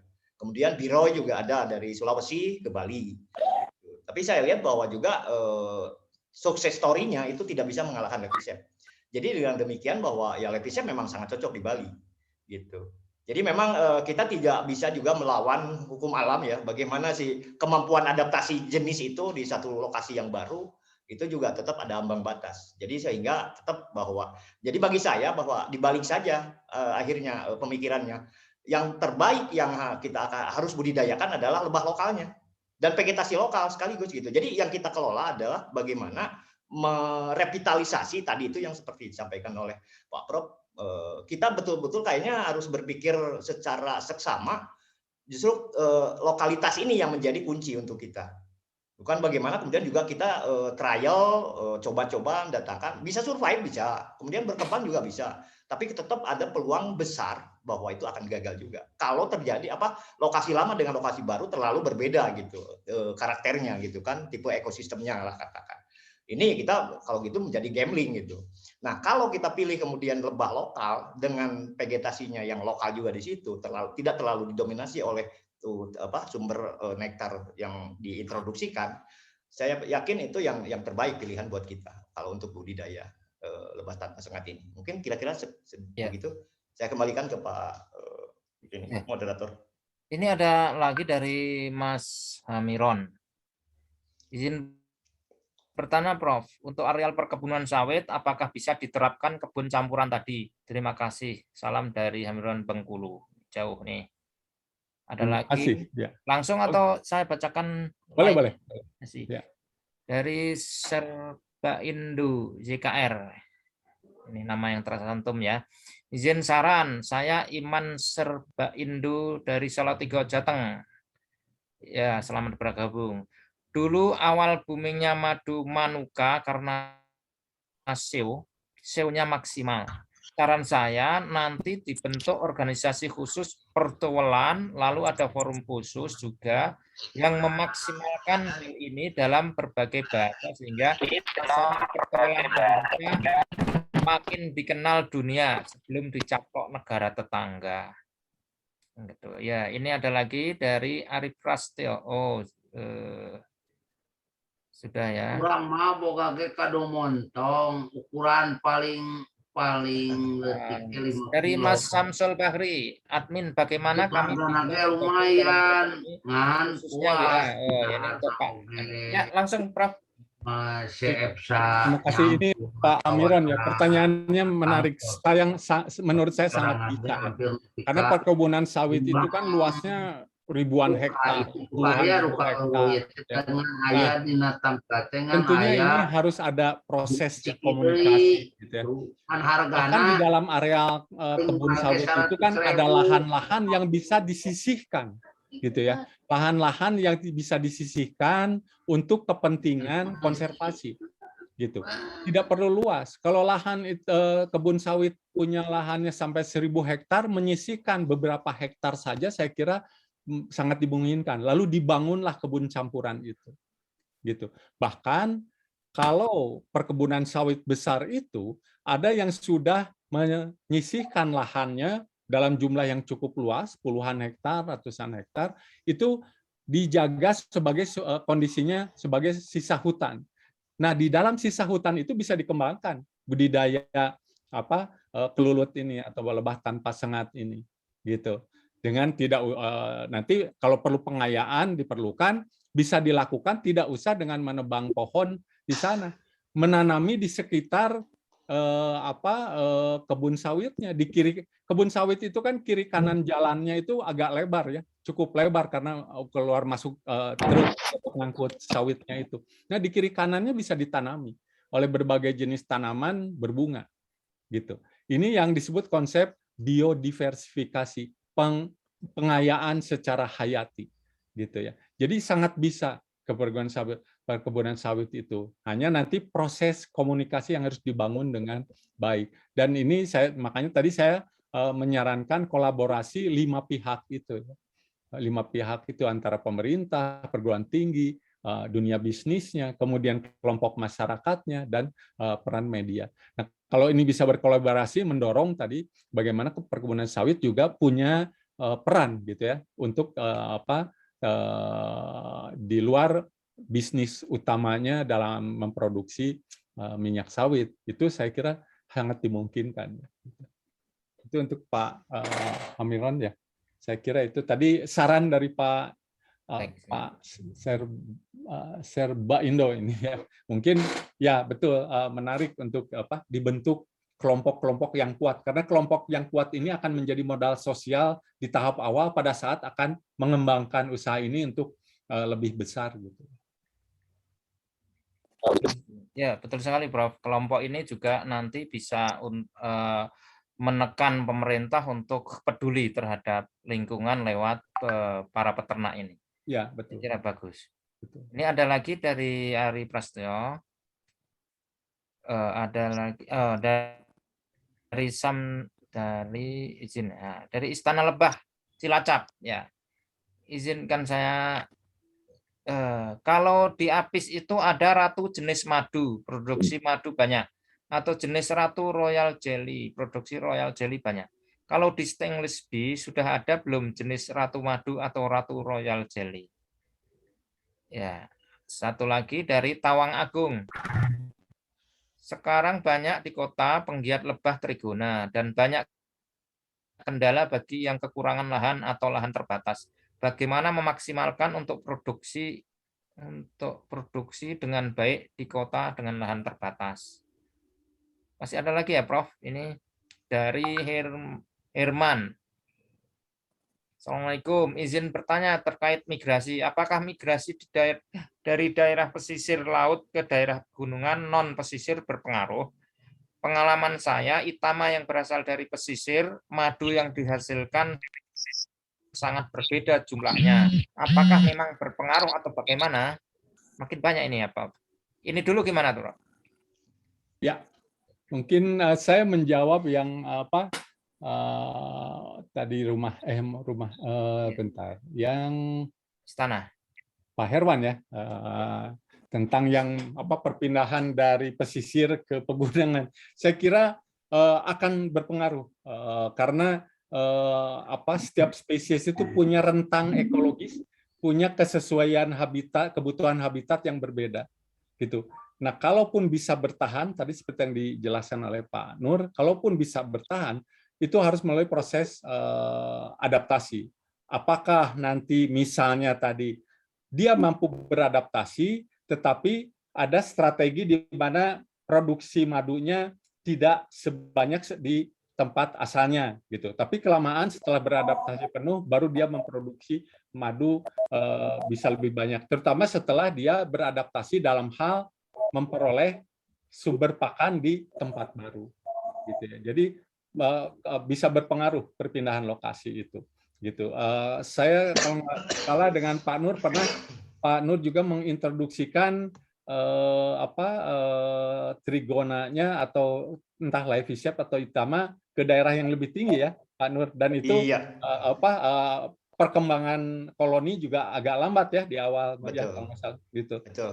Saya Ketinggian kira, 1.300, Bro. ya itu. Ya. Tetapi yang harus diingat Ibu Bapak, pada saat mengintroduksikan jenis yang bukan asli setempat, adaptasi itu juga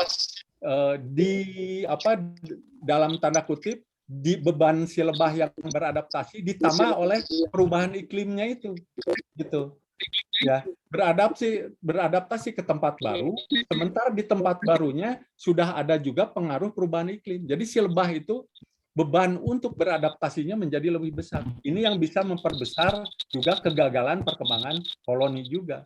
Gitu. Jadi pada saat mengintroduksikan spesies baru itu, pertimbangannya itu termasuk mempertimbangkan perubahan lingkungan yang terjadi. Gitu. Inilah makanya pengalaman dari para pembudidaya ini sangat penting. Dan saya mengusulkan gitu Pak Nur, kalau bisa didokumentasikan pengalaman ini. Gitu. Sehingga nanti perbedaan yang terjadi dari praktek yang sama itu kenapa? Faktor lingkungan lokalkah atau ada faktor lain gitu ya. Jadi saya kira dengan banyaknya jumlah pembudidaya ini, kekayaan pengetahuan dari para pembudidaya ini perlu didokumentasikan. Gitu ya. Nanti insya Allah saya bisa membantu kalau itu akan dibentuk dicetak dalam buku untuk dibagikan, misalnya mereka yang pemula ingin belajar dari pengalaman yang sudah mempraktekkan budidaya lebah sangat ini sudah lama. Nah itu bisa menjadi dokumentasi gitu untuk menjadi bahan bacaan. Gitu. Saya kira kalau itu saya yang bisa sampaikan. Nah ini yang terkait dengan tadi mungkin Pak Nur bisa lebih Istana Lebah ya dari. Iya, yang berkaitan dengan tadi Produksi Royal Jelly. Yang Royal Jelly itu Pak Nur pengalaman.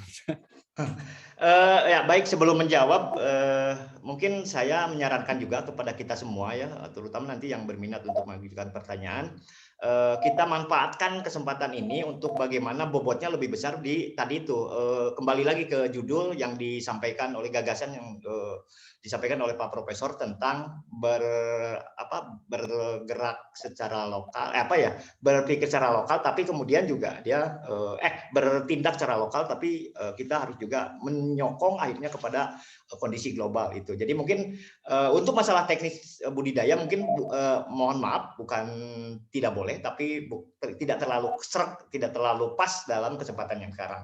Jadi mari kita bicarakan lebih digeser juga, mumpung kebetulan kita ada Profesor Parikesit yang notabene kita harapkan akan bisa memberikan pencerahan lebih luas di tadi itu, apa yang kembali lagi ke gagasan yang disampaikan di dalam paparan tadi yang disampaikan oleh Pak Profesor. Jadi bukan berbicara tentang masalah teknis budidaya. Nah itu untuk yang tadi pertanyaan sebenarnya juga saya lupa juga gitu. Kira-kira poin yang mana ya? Mohon dibantu Pak Matori. Ya, soal Royal Jelly. Di Trigona itu produksi juga Royal Jelly. Iya, nanti mungkin bisa dijawab sebenarnya itu terlalu teknis ya, di luar ini. Kalau dengan tidak mengurangi rasa hormat, mungkin bisa di-delay dulu pertanyaan itu. Dan ada saya lihat ini Pak Moderator mohon di-manage juga, diberi kesempatan supaya seimbang. Saya lihat sudah ada 5 yang angkat tangan, yang raise hand. Mungkin bisa di calling gitu ya, bisa dipersilakan untuk yang itu. Silakan Pak yang Matori. Angkatan dulu, saya tidak melihat karena ada beberapa nggak terlihat di layar saya. Terima kasih Pak. Ya, perkenalkan langsung pertanyaan. Saya Irwan dari Padang Limpuan, yang belum lama juga sih mencoba untuk beternak Trigona. Hari ini yang ada sama saya itu ada Torasika, ada Levisep, ada Pusco, ada Itama, ada juga Giroil ya, satu dari Sulawesi kemarin. Saya ingin tanya apakah untuk jenis dan penamaan ini kita sudah ada dalam bentuk buku sehingga tidak ragu kita untuk menentukan ini benar nggak sih namanya ini gitu. Karena di Sumatera ini memang cukup banyak jenis lebah, apalagi kecil-kecil itu kan. Kalau kemudian yang hari ini lagi tren di Sumatera Utara itu juga salah satunya adalah Sarawakensis. Nah kalau kita melihat ciri perutnya kuning, sama juga dengan Pusco, dengan yang lain gitu kan. Nah itu yang kedua untuk keberhasilan lebah yang kita ambil dari luar daerah, apakah kita sudah punya sebuah jurnal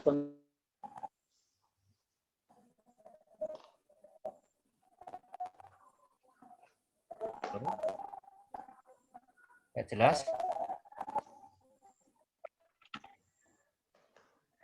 Ya, suaranya putus, maaf. Mungkin sementara bisa ditangkap, Pak.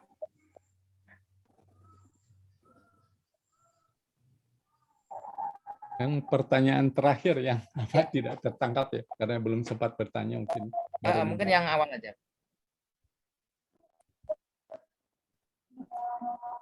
Nah, mungkin tadi pertanyaan soal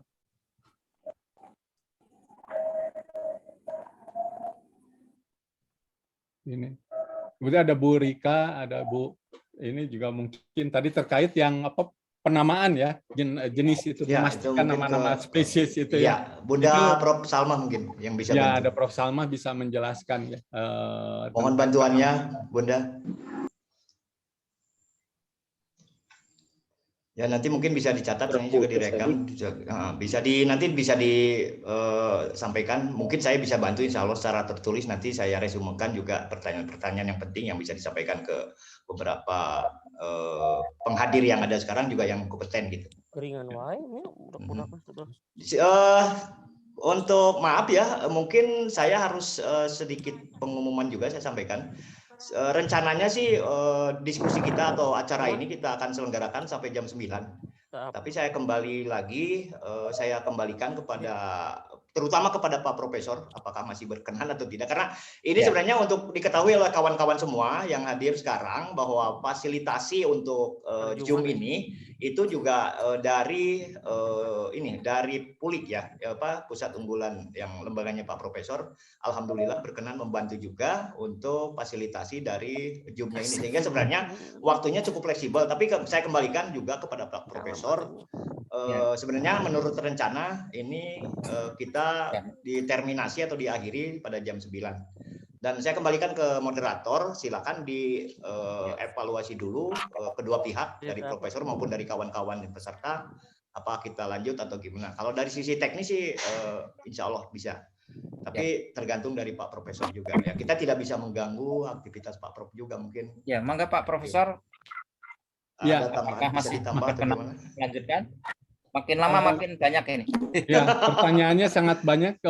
Mungkin ini perlu ditampung karena pertanyaannya bagus-bagus ya. Walaupun ada yang menyangkut teknis, mudah-mudahan nanti bisa fasilitasi oleh Pak Nur untuk bisa direspon ya pertanyaan-pertanyaan teknis, tapi sangat penting juga gitu untuk menjadi catatan kita untuk bahan-bahan diskusi. Tadi Bu Rika udah memberikan respon tentang pengayaan spesies yang dilakukan di lokasi penelitian beliau gitu, dan itu betul sekali ya. Nah, yang menarik pertanyaan yang tentang kehadiran yang tadinya tidak ada setelah diintroduksikan jadi banyak itu serangganya. Apakah yang dimaksud serangga itu lebah? Ada berbagai kemungkinan ya. Kalau yang tadinya tidak ada lebah tersebut kemudian diintroduksikan kemudian jadi banyak, kemungkinan itulah indikasi bahwa habitatnya sesuai sehingga berkembang koloninya gitu. Itu salah satu kemungkinannya gitu. Kalau kita melihat tentang secara ekologis tentang rentang ekologi dari setiap jenis. Nah, kemungkinan pada saat diintroduksikan lebah tersebut dia menemukan habitat baru yang pas, terutama dari sisi ketersediaan sumber pakannya, sehingga dia bisa berkembang biak, jadi menjadi terlihat banyak gitu ya. Karena mungkin koloni populasinya berkembang. Kemungkinan seperti itu. Itu kalau lebahnya itu menjadi lebih banyak terlihat. Tapi tentunya perlu ada kajian ya. Kalau kami memang harus melakukan kajiannya. Kenapa bisa lebih banyak? Tapi salah satunya mungkin perkembangan populasi gitu, karena habitatnya yang sesuai. Itu mungkin yang bisa saya respon ya. Nanti juga mungkin dari Ibu Rika atau Prof. Salma bisa juga memberikan jawabannya. Nanti Pak Nur mungkin bisa berkomunikasi dengan beliau-beliau ini. Iya. Ini ada Rumah Madu, saya bacakan langsung. Ini Irwan dari Padang Sedempuan, Sumatera Utara. Untuk penentuan jenis dan penamaan, apakah sudah ada bukunya? Mengingat jenis trigona yang cukup banyak dan tentang budidaya lebah lintas pulau, apakah sudah ada penelitian tentang hal tersebut? Terakhir untuk propolis cair, apakah sudah ada peternak yang sudah berhasil membuatnya? Terima kasih. Ini lebih Pak Nur kelihatan yang bisa menjawab, Pak Nur. Iya, mungkin agak exit ya waktunya, nggak apa-apa lah. Mungkin sedikit mohon izin juga ke Pak Profesor meminta waktunya lagi sedikit. bahwa kalau yang tadi yang ke copy oleh ingatan saya itu yang propolis cair ya. Propolis cair itu ada beberapa kawan banyak yang ya mulai sudah ada yang betul-betul serius menekuni itu, dan saya sendiri ada berapa kawan ya, dari yang dari Garut, Ibu Tiwi, ada juga yang dari Kalimantan Selatan, Pak Hasan, dan juga di Sumedang sebenarnya ada juga yang tapi bukan dengan ekstraksi tapi kemudian dilarutkan ke beberapa media termasuk kayak minyak zaitun ataupun bahan yang lain gitu. Kira-kira begitu. Mungkin saya yakin nanti lebih efektif akan saya catat saja pertanyaan-pertanyaannya. Saya ada agak dari sedikit cemas. Rifka ini, Pak. Oh ya. Silakan, apa Bu Rika? Waalaikumsalam. Assalamualaikum Bu Rika, silakan, mungkin ada kontribusi yang berkenan untuk ikut ini juga menambahkan. Silakan Bu Rika. Baik, terima kasih sekali. Ini kebahagiaan yang sangat besar sekali bisa berdiskusi dengan Bapak Prof. Kesit. Salam kenal, Pak. Salam kenal juga, Bu. Iya. Banyak sekali penggiat-penggiat di sini. Saya bahagia sekali ini, Pak. Jadi banyak yang mau di-share juga. Pertama memang tadi jadi sekarang ini kami juga kalau melakukan sosialisasi lebah itu pertama kali bukan lebahnya yang dijelaskan, tapi tanamannya dulu gitu. Bapak Ibu sudah punya tanaman belum sebagai makanannya begitu. Karena kalau bunga dan sumber nektar dan sumber polennya itu sudah, dan juga untuk lebah tanpa sengat ini untuk sumber resin itu sudah cukup, itu pasti akan berhasil begitu. Nah, kaitannya tadi memindahkan dari Sulawesi ke berbagai pulau, itu kami sendiri meneliti penelitian di Sulawesi itu saya sudah share di grup. Itu dari Pak Paimin, kami koleksi di sana. Jadi kami mendapatkan bahwa sebenarnya itu bukan Tetragonula biroi, karena biroi yang sebenarnya ada di Filipina itu sangat berbeda sekali ininya, struktur sarangnya begitu. Dan kami sudah confirm kirim lebah itu juga ke Kansas University, Prof, dengan Profesor Engel. Beliau adalah taksonomis untuk Hymenoptera ya, seperti itu. Jadi yang kami dapatkan adalah Tetragonula sapien, Tetragonula sapien yang sekarang yang banyak dikatakan sebagai biroi, seperti itu. Bapak Ibu, memang untuk stingless bee itu saya sendiri baru berkecimpung selama ya 5-6 tahun ini. Itu kalau memberi nama memang sangat susah gitu ya, karena kalau Bapak Ibu percaya ya, identifikasinya itu berdasarkan giginya. Nah, giginya dari lebah itu harus dilepas seperti itu. Jadi kami akan coba per pulau untuk identifikasi. Nah, kalau untuk Sumatera itu Bu Siti Salma sudah membuat bukunya. Jadi bisa juga nanti kami share bukunya itu.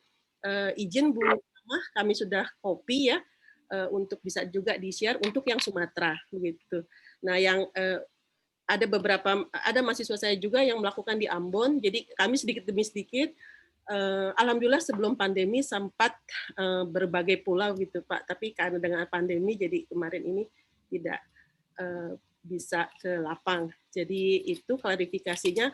Untuk Kalimantan itu memang spesies yang tertinggi di sana, ada beberapa peneliti juga, Pak Rizal Syarif, di situ juga bisa Bapak Ibu bertanya untuk spesies-spesiesnya.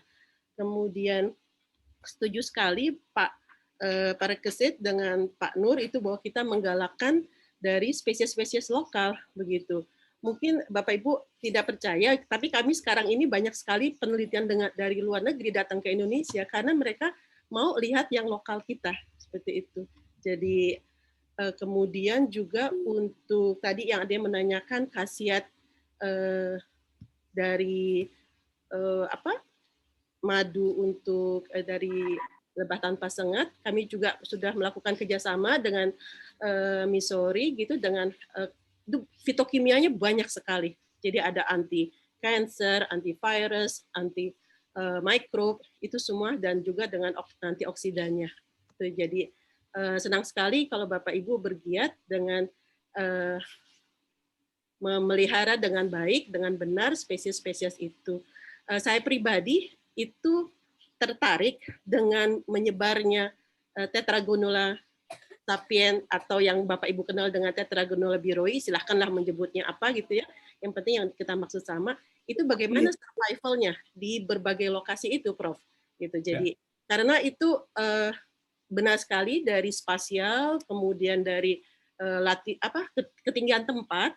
Jadi Bapak Ibu punten kalau membuat foto bisa pakai timestamp. Nah, di situ nanti koordinat, ketinggian tempat, kecamatan, semua itu akan terekam di situ. Jadi kalau share pakai timestamp itu akan enak sekali. Jadi nggak usah ditanya ini dari mana, begitu. Jadi bisa langsung terjawab di situ. Mungkin itu Pak yang bisa kami sampaikan. Ya, terima kasih Bu Rifka dari IPB, sangat berharga sekali. Terima kasih Bu. Ini ada dari pertanyaan dari Mas Yunardi, Bandung nih. Dari Resen dulu Bang. Ya. Gimana? Dari Kerembang, Sulawesi Selatan. Oh ya, mangga. Ya, Assalamualaikum warahmatullahi wabarakatuh. Waalaikumsalam. Terima kasih Prof penjelasannya tadi, alhamdulillah sangat menarik sekali. Kebetulan kami juga ini baru berkecimpung di budidaya lebah, yang banyak belajar juga dalam grup WA yang dibina oleh Pak Nurdiana di Stinglix Bells. Ya, lokasi kami budidaya Prof di Kota Parepare.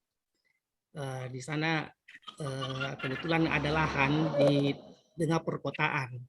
Jadi telah kami coba untuk budayakan setelah beberapa bulan ini, alhamdulillah cukup berkembang dan masyarakat cukup antusias untuk ingin mengetahui yang mana sih sebenarnya itu madu Stinglix bee. Cuma yang masalah kendala yang sampai saat ini terutama mengenai penamaan ya. Jadi mungkin kita ada di grup ini sepakat karena ketika kita berbicara mengenai nama seperti Teul atau Klenceng, itu masyarakat Sulawesi Selatan tidak mengenal lebah tersebut. Mereka mengenal dengan nama daerahnya masing-masing seperti ada lebah ungu, ketape, atau kalau di Makassar biasa terus disebut kemu-kemu. Tapi ketika kami adakan budidaya dan masyarakat melihat, oh ini lebahnya kecil-kecil, dan akhirnya mereka mengenal bahwa ini adalah lebah, ya kami sebut saja lah, kami Trigona biroi. Tapi menarik yang dijelaskan Ibu Rika tadi, ini sudah jelas, karena waktu kami budidaya ini, Prof, memang ada lebahnya yang agresif, dan ada yang tidak agresif begitu, setelah kami melakukan pengamatan. Jadi mungkin ada kesepakatan untuk lebah yang Indonesia namanya ini bagusnya kita sebut apa supaya kita di Indonesia seragam, bahwa kalau kita pakai Stinglix mungkin masyarakat belum terlalu kenal. Tapi kalau Trigona mereka sudah langsung tahu, oh ini madu Trigona istilahnya. Pertanyaan saya Prof, kalau umpamanya tadi ada Prof menjelaskan mengenai mitigasi dan adaptasi perubahan iklim. Nah, khusus untuk kami budidaya lebah di perkotaan, ini kan beda iklimnya dengan di kawasan hutan. Nah, sampai sejauh mana kira-kira budidaya lebah ini bisa mempengaruhi iklim di daerah perkotaan?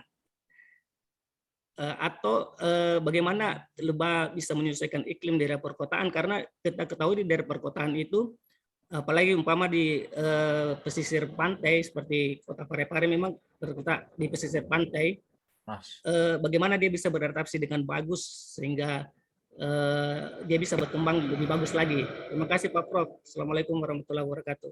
Waalaikumsalam warahmatullahi wabarakatuh. Ya. Dilanjut atau mau dijawab, Prof? Ya, sebelum lupa mungkin dijawab dulu ya. Ya. Itu Pak. Jadi tadi terkait dengan bagaimana di perkotaan mengembangkan budidaya lebah, tetap saja prinsipnya sama gitu. Pakannya itu yang harus didahulukan gitu ya. Nah, sebetulnya kalau kita tadi mengembangkan pakannya dulu, dari pengembangan pakan itu kan tidak hanya yang tanaman semusim ya, yang hanya umur setahun, bunganya juga nanti berbunganya hanya sekali dalam masa hidupnya, tidak itu. Tapi disertai juga dengan pembentukan habitat untuk menciptakan iklim mikronya.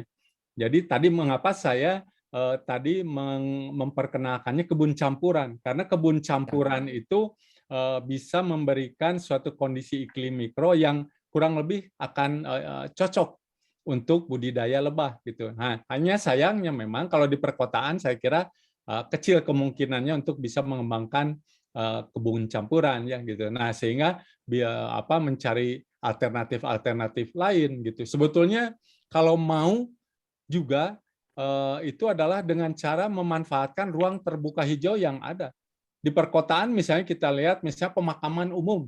Nah, bisa tidak bekerja sama dengan dinas pemakaman gitu ya dan pertamanan untuk memanfaatkan lahannya untuk budidaya ini ya dengan tentunya dengan syarat-syarat yang sesuai. Jadi saya kira intinya adalah sebetulnya tadi untuk budidaya itu pertama tadi pakannya dari pengembang pengadaan pakannya ini lalu tercipta suatu kondisi iklim mikro yang sesuai bagi kehidupan lebah dan barulah mungkin proses budidayanya diharapkan bisa dikembangkan gitu. Nah, jadi di perkotaan itu inovasinya memang harus lebih besar gitu ya dengan memanfaatkan lahan yang terbatas tadi gitu ya. Antara lain kalau saya berpikirnya kenapa tidak di taman kota gitu ya, walaupun nanti risiko ada pencurian dan sebagainya, tapi itu adalah sekedar untuk membangun idenya saja gitu. Jadi kembali yang menjadi prinsip dimanapun itu dikembangkannya adalah tadi terkait dengan ketersediaannya pakannya dulu, kemudian membangun atau menciptakan habitat yang sesuai untuk kehidupan lebahnya. Gitu mungkin Pak. Ya. Oke, terima kasih Pak Prof. Maaf Pak Matori selaku moderator saya banyak interupsi karena saya juga merasa harus konsekuen juga dengan kesepakatan saya dengan Pak Prof di awal kemarin bahwa beliau berkenan untuk menyisihkan waktunya dengan kita. Saya dengan ini juga dengan sangat-sangat ini sekali ya bahwa mungkin Pak Prof juga ada. Boleh sedikit bagaimana Pak Prof? Bisa ada pertanyaan terakhir kan mungkin? Ini sangat antusias sekali. Ya. Kalau mungkin ya silakan satu terakhir dan mohon maaf untuk kawan-kawan yang lain sebelum saya nanti persilakan untuk bertanya. Maaf Pak Matori saya interupsinya. Gini supaya nyaman juga buat kita dan cukup etis bahwa kita tidak bisa banyak waktu lagi mungkin untuk pertanyaan terakhir sekitar 1 menit sekarang misalkan kira-kira. Nah setelah itu kita konsekuen saja kita akhiri. Kita juga harus menghargai waktunya Pak Prof yang mungkin juga dengan beban pekerjaan yang banyak masih banyak tugas-tugas beliau yang lain. Jadi insya Allah setelah pertanyaan terakhir ini kita akan masuk langsung ke resume atau ke paling tidak ke ini sedikit outline di ujung gitu. Nanti setelah itu baru kita tutup. Ya. Dipersilakan Pak Prof untuk pertanyaan terakhir. Baik, terima kasih. Mohon maaf Prof Parikesit menambah waktu Bapak. Salam kenal, walaupun pernah ketemu dengan Prof waktu ke Hati di DKI Jakarta. Mungkin ya betul ya Pak.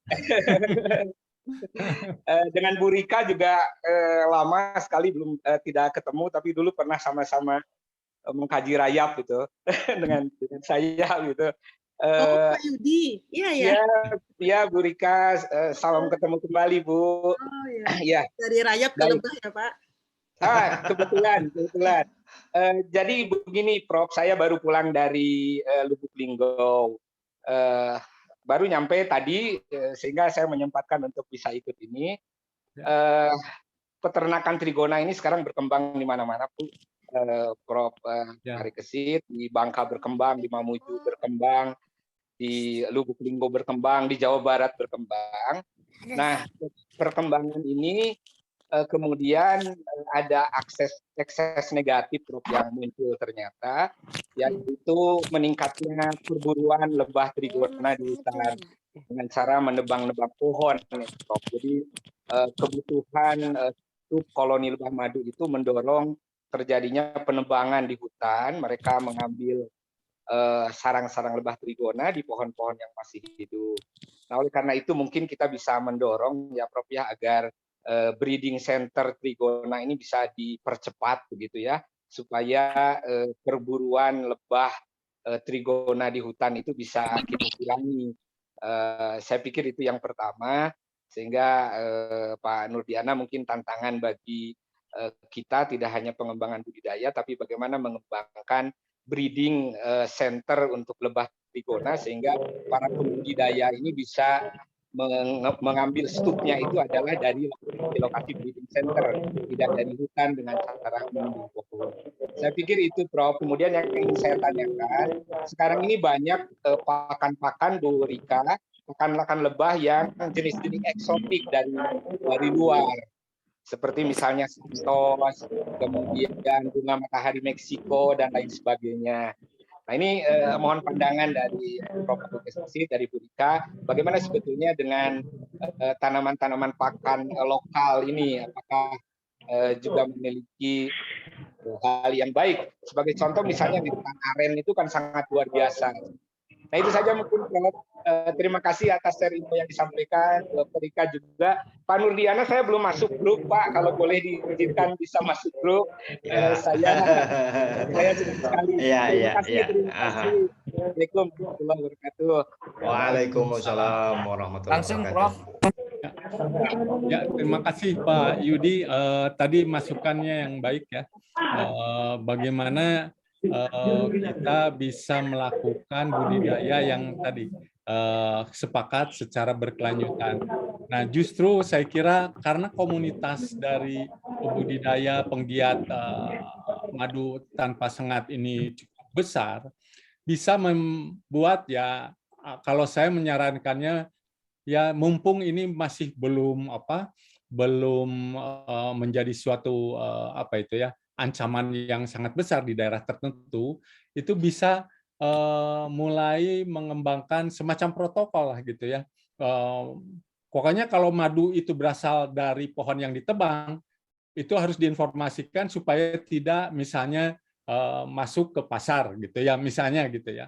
Gitu. Nah, hal-hal seperti itu bisa saya kira dikembangkan karena kita tidak mungkin menunggu pemerintah itu melakukan regulasi. Pasti jauh untuk membantu para peternak madu ini didukung oleh regulasi yang kuat, termasuk juga dalam hal melakukan mengatur ya perdagangan madu yang dipanennya secara tidak berkelanjutan dengan cara menebang pohon. Nah, justru ini yang harus didorong mungkin ini melalui TANUR gitu ya. Program-program reintroduksi koloni. Tadi breeding center misalnya. Walaupun kita sendiri sudah tahu ya begitu sulitnya memenuhi kebutuhan permintaan koloni ya gitu. Demand-nya itu tidak bisa diimbangi oleh supply sehingga pengambilan dari hutan terjadi. Nah, ini kita berpacu dengan waktu. Saya kira teman-teman di komunitas madu di serangga tanpa sengat ini bisa turut berpikir semua gitu. Bagaimana nih menanggulangi? Kalau di Sumedang insya Allah gitu kami ada program reintroduksi koloni gitu ya.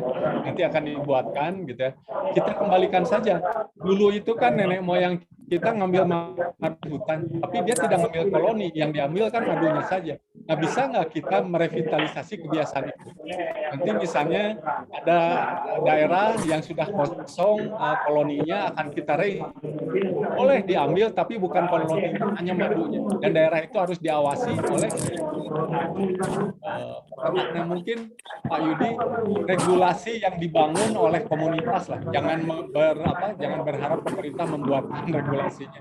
Itu bisa dikembangkan. Iya. Assalamualaikum Pak W, izin. Mohon maaf, saya mungkin harus agak tegas ya. Saya harus konsekuen, benar-benar. Mohon maaf dengan benar-benar sangat-sangat mohon maaf. Mungkin saya serahkan ke Pak Moderator, ke Pak Matori untuk lanjut dengan resume atau ulasan akhir. Setelah itu mungkin kita siap-siap untuk menutup acara kita ini. Ya, saya usul gini, yang punya pertanyaan langsung ditulis di chat atau langsung ke nomornya Pak Nurdin? Ya, saya sudah Ya. chat di situ. Nanti- Untuk kawan-kawan yang masih ada pertanyaan dan penting, silakan. Saya sudah lampirkan nomor HP saya. Silakan, nanti insya Allah saya manage sedemikian rupa supaya tersampaikan kepada Pak Profesor ataupun kepada narasumber yang lain dengan ada link ada situ siapapun itu yang bisa nanti merespon, terutama ke Pak Profesor gitu. Nanti insya Allah saya akumulasikan pertanyaan-pertanyaan. Dengan demikian Pak Matori selaku moderator dipersilakan closing note-nya, silakan ulasan akhir dari Pak moderator dan kemudian kita siap-siap untuk akhiri acara kita ini. Ya. Silakan Pak moderator. Terima kasih sekali kita sampaikan kepada Profesor Parikesit, juga kepada penanya yang lain. Antusiasme juga kami hargai. Barangkali di lain waktu kita bisa bertemu lagi. Insya Allah, amin. Saya catat di sini adalah pertama, kita selaku peternak atau pehobi lebah hendaknya memperhatikan hal-hal yang terutama tentang keberlanjutan alam ini lewat peternakan kita.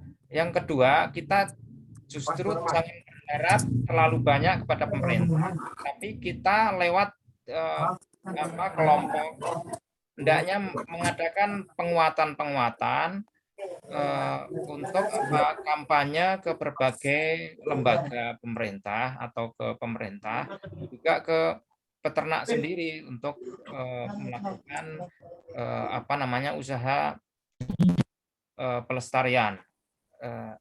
Yang itu saya kira penting sekali karena kita masih butuh hidup. Tadi di depan sudah saya katakan bahwa Einstein ngomong kalau tidak ada lebah ya umur kita tinggal punya kesempatan hidup 4 tahun lagi, repot kan? Jadi ini kuncinya. Demikian resume saya. Saya mewakili diri saya pribadi. Jika ada kekurangan saya mohon maaf. Terima kasih kepada Pak Nurdiana yang telah memfasilitasi acara ini, juga Pak Profesor Parikesit. Terima kasih Pak Matori. Ya, kurang lebihnya mohon maaf. Terima kasih kepada para hadirin sekalian. Sekian. Assalamualaikum warahmatullahi wabarakatuh. Waalaikumsalam warahmatullahi wabarakatuh. Ya, sebagai kata penutup, ya terima kasih Pak Prof. Mohon maaf exit waktunya kelar. Jadi terima kasih banyak Pak Profesor dan kawan-kawan semua para peserta pertemuan ini juga saya ucapkan terima kasih dan juga kepada semua yang hadir saya memohon maaf sebesar-besarnya bila ada kekurangan dan kealfaan, kehilapan yang terjadi selama kita bertemu sekarang. Terima kasih sekali. Mari kita ucapkan alhamdulillah bersama-sama untuk mengakhiri alhamdulillahirobbilalamin. Billahi taufiq wal hidayah. Wassalamualaikum warahmatullahi wabarakatuh. Waalaikumsalam. Terima kasih. Terima kasih semua. Assalamualaikum warahmatullahi wabarakatuh.